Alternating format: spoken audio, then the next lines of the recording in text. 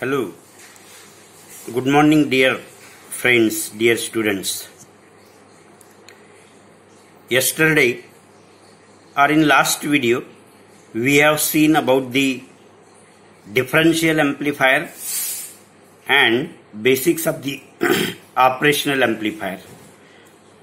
What yesterday, that is in last video, we have seen that we will see very fast and then we will go ahead.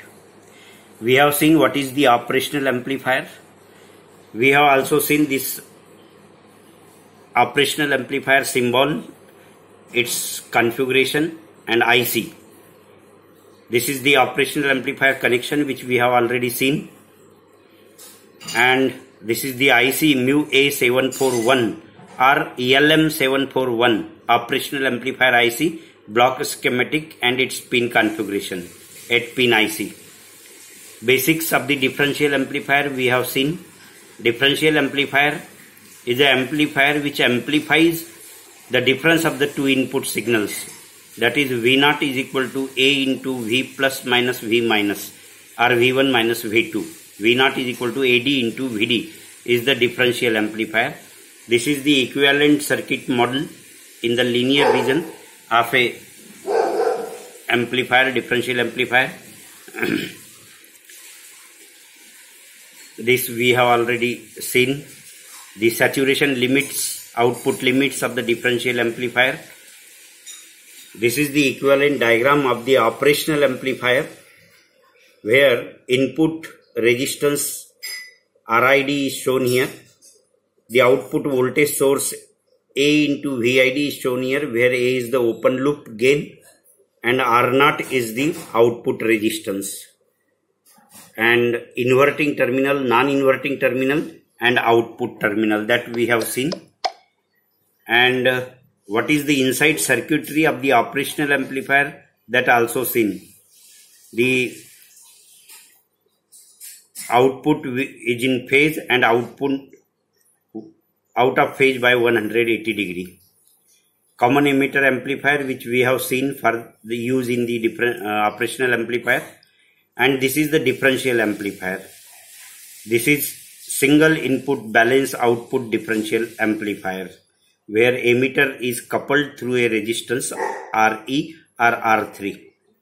So differential amplifier is the emitter coupled, two emitters of the transistors are coupled through the emitter resistance, and output is taken across the two collector resistance. Input is given to the base of the two transistors.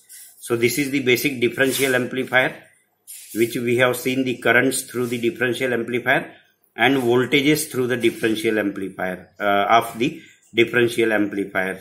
What is VC1, what is VC2, what is VEE plus 0.7 volt, and outputs. One output is in phase and other output is out of phase. This is the differential balance in dual input balance output differential amplifier, where two inputs are given and output is taken across the two collectors.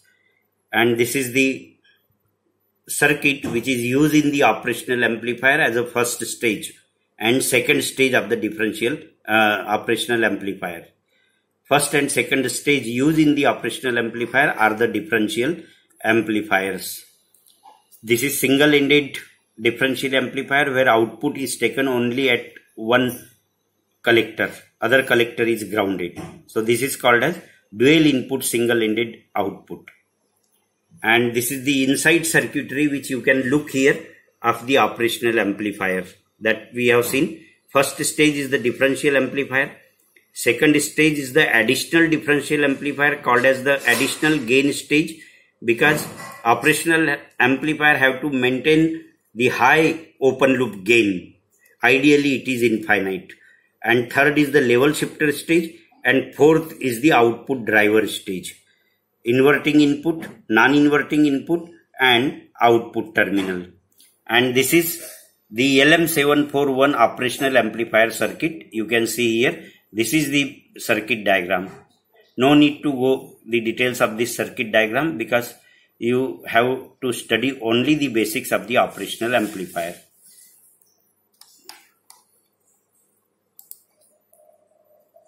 And this is the architecture of the LM741 operational amplifier circuit.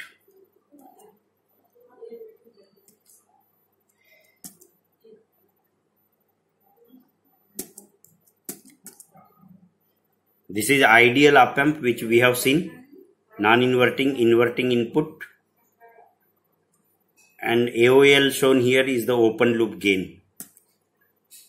This is the input voltage, differential input voltage, which is V1 minus V2, and common mode voltage is 1 by 2 V1 plus V2. It is the average value, is called as a common mode signal, and differential signal is V1 minus V2, difference of the two input, and common mode is the 1 by 2 V1 plus V2. So this is the characteristics of the ideal operational amplifier. Ideal operational amplifier have infinite gain for the differential input signal, zero gain for the common mode input signal, that is AD is equal to infinite and AC is equal to 0. Infinite input impedance, Ri tends to infinite in ideal operational amplifier. Ro is the 0, that is output impedance is 0, and bandwidth is infinite. These are the characteristics of the ideal operational amplifier. If any op-amp possesses these characteristics, it is said to be an ideal op-amp.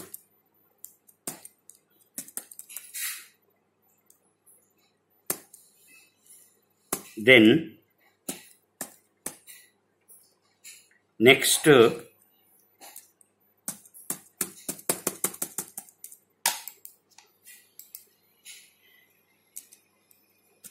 is the, you can see this is the inverting, and the input is given to the inverting terminal. You will get inverted output, 180 degree out of phase. This is non-inverting terminal, and you will get the similar output here, no phase difference. Here is the equivalent diagram of the operational amplifier. This is the input differential voltage V1 minus V2. This is V2 to the inverting terminal, V1 is to the non-inverting terminal. So VID is V1 minus V2. This is the output voltage source, AOL into VID, open loop gain into differential voltage, and this is output voltage. You can also connect here the output resistance RO. So no problem, input and output resistance you can connect here. Ideal operational amplifier characteristics we have seen. Ideal op-amp is a special case of the ideal differential amplifier with infinite gain, infinite RID, that is differential input resistance, and zero output resistance. So VID is equal to V0 upon A. A is the open loop gain, and limit A tends to infinity, VID is equal to 0. If A is infinite, VID is 0 for any finite output voltage. Infinite input resistance RID forces input currents, that is non-inverting and inverting, to be 0. So when we will study the virtual ground effect of the operational amplifier, how this bias currents into the operational amplifier, that is current flowing through the inverting terminal and current flowing through the non-inverting terminal becomes a 0 due to this infinite input resistance as well as the infinite open loop gain. The ideal op-amp operates with the following assumptions. It has infinite common mode rejection, power supply rejection, open loop bandwidth, output voltage range, output current capability, and slew rate. These are the characteristics. It also has zero output resistance, input bias current, input offset current, and input offset voltage. These are the parameters of the operational amplifier. This is the power supply connected to the operational amplifier, you can see. This is plus VCC. This is one of the battery. Its plus terminal is connected to the operational amplifier of pin number 7 of 8-pin IC, and this is VEE, negative of this is connected to pin number 4 of the operational amplifier IC. So this is one battery, this is another battery. Dual power supply is required for normal operation. Now virtual ground. This is very important, are summing point constraints.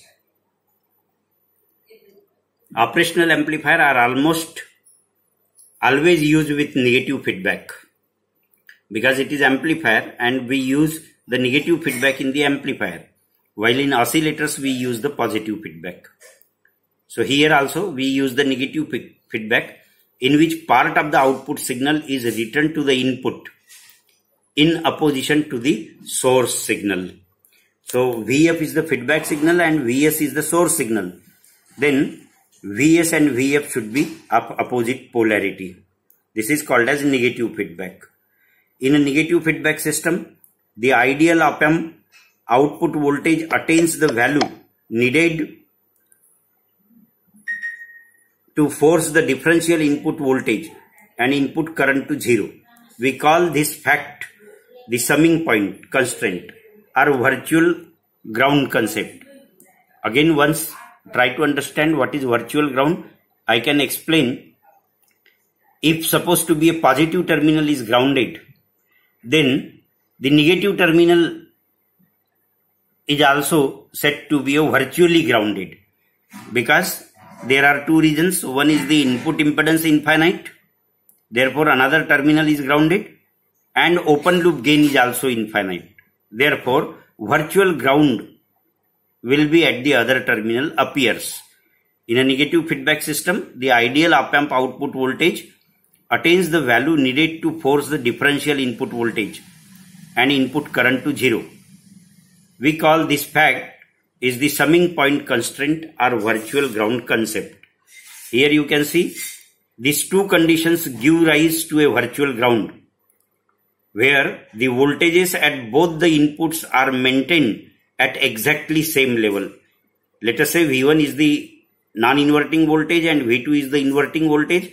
Then due to VID is equal to 0, V1 is equal to V2.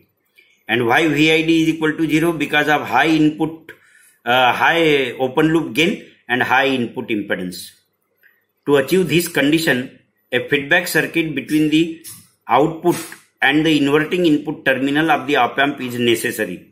So for virtual ground effect, we also need the negative feedback.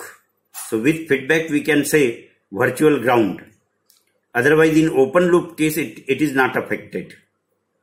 This results into many applications of the op-amp which qualify it to be operational, like adder, subtractor, multiplier, divider, etc. So near about all the circuit uses this virtual ground concept, or we have to analyze all the circuits of the operational amplifier with negative feedback with this virtual ground concept, or by considering this virtual ground. Here ideal op-amp circuits are analyzed by the following steps. Verify that negative feedback is present, number 1. Number 2, assume that the differential input voltage and the input current of the op-amp are forced to 0, that is VID is equal to 0, and the IB1 and IB2 is also equal to 0. That is inverting terminal current and non-inverting terminal current is 0 at the summing point. And third, apply the standard circuit analysis principles such as Kirchhoff's current law or Kirchhoff's voltage law or Ohm's law to solve the quantities of interest. This is, you can see the inverting amplifier where this resistance R2 or somewhere it may be written as RF, and this is R1. This provides the negative feedback. This output is fed back through this R2 to this inverting terminal, and this is the summing point here. So this point is said to be a virtual ground point because this non-inverting terminal is also ground. Therefore differential voltage between this and this terminal is equal to 0, and current flowing through this amplifier is also equal to 0. Therefore, this terminal or this point, summing point, is called as a virtual ground point. And this is the input resistance here connected here, feedback and input resistance, and input is applied to the inverting terminal. Sorry, this is inverting terminal. Input is applied through this R1, and hence this is called as inverting amplifier. Output is connected to a load resistance and it is grounded. So inverting amplifier is one where the input is applied to the inverting terminal and non-inverting terminal is grounded. And what is non-inverting amplifier? Non-inverting amplifier is one where we apply the input to this non-inverting terminal and this inverting terminal is grounded. So non-inverting amplifier is one where the input is applied to the non-inverting terminal, and inverting amplifier is one where input is applied to the inverting amplifier. Let us see the analysis of this inverting amplifier. This is the inverting amplifier. The current I1 flowing through R1 is V in divided by R1. This is V in by R1, and since the current flowing into the op amp is 0 due to virtual ground, the same current flows through this feedback resistance, that is I2. So I1 is equal to I2 here. I1 is equal to I2 here, and this is the load resistance. So you calculate this I1 is equal to I2, and then you calculate the output. You can calculate the output voltage also. Later on we will see the voltage gain of the inverting amplifier. Generally this voltage gain of the inverting amplifier, overall voltage gain is V0 upon V in with this negative feedback for the inverting amplifier. So V0 upon V comes to be a minus R2 divided by R1 or minus RF divided by R1 is the overall voltage gain of the inverting amplifier. And for non-inverting amplifier, we will apply this input to this positive terminal and this inverting terminal is grounded. In that case, overall voltage gain is V0 upon V in. V0 upon V in. V in is applied to the non-inverting. Then V0 upon V in is equal to 1 plus RF by R1. 1 plus RF by R1. 1 plus RF by R1 will be the voltage gain of the non-inverting amplifier, and minus RF by R1 will be the voltage gain of the inverting amplifier.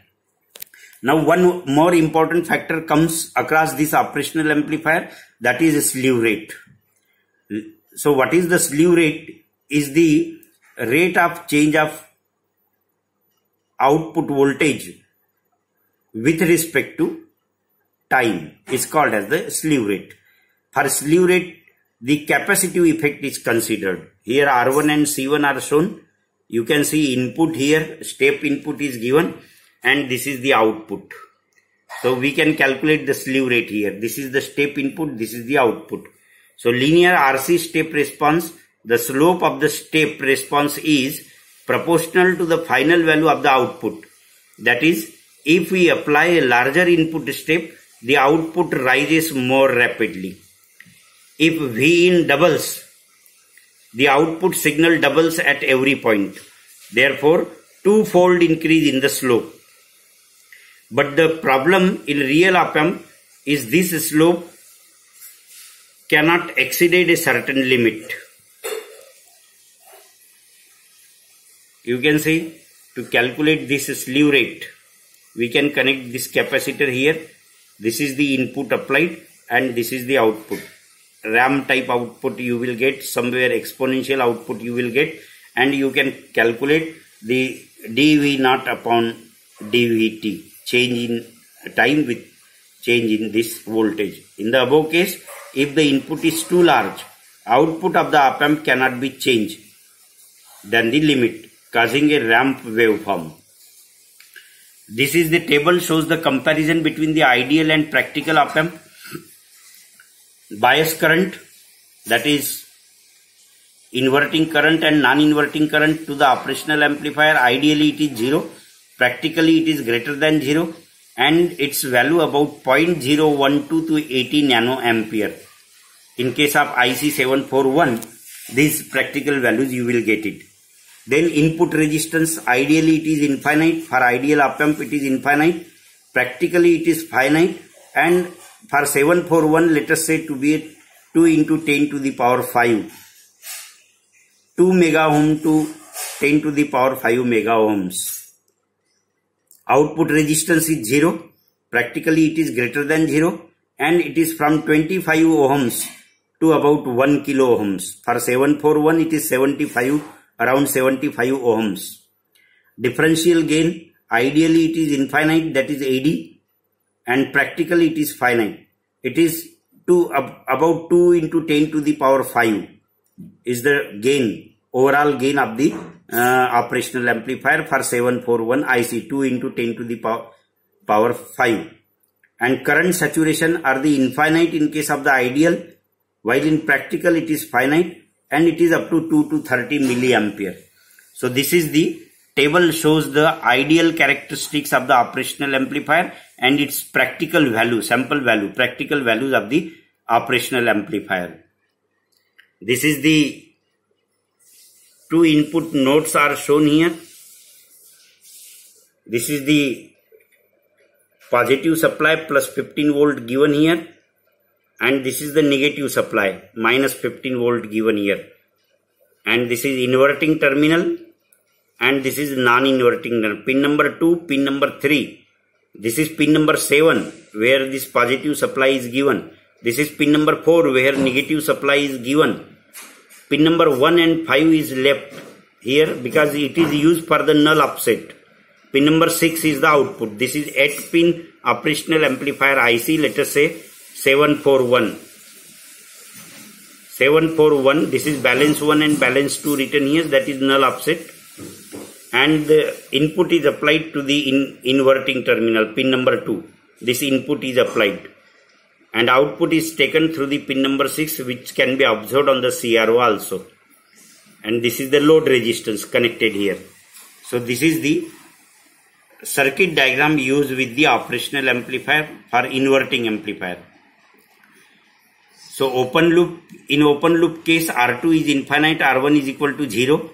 Ground non-inverting input, then signal applied to a inverting input, differential gain is greater than 10,000, it driven into saturation and measures the output impedance with a load resistor and output reduced by 2. This is the open loop operational amplifier shown here, you can see. So this is the basic things of the operational amplifier, and this is non-ideal case of the closed loop inverting amplifier. RF is the feedback resistance, RA is the input resistance. So through RF we will get the negative feedback and input is applied to the inverting terminal, and V0 is the output. And this is the equivalent diagram. V in is the input, Z in is the input impedance, Z out is the output impedance, and voltage source is shown here. So you can go through this diagram of equivalent diagram. So here friend, we will stop here today now, and tomorrow we will finish this basic operational amplifier. It is a very long unit, long you can say article of operational amplifier. So it requires 3 to 4 lectures about videos. So tomorrow we will go the another video for the operational amplifier. So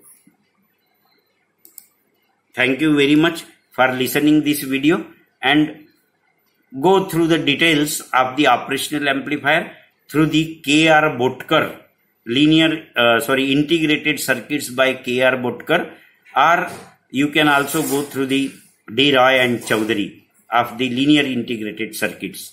These books are referred for this particular operational amplifier and its topic. Thank you very much. Thanks a lot.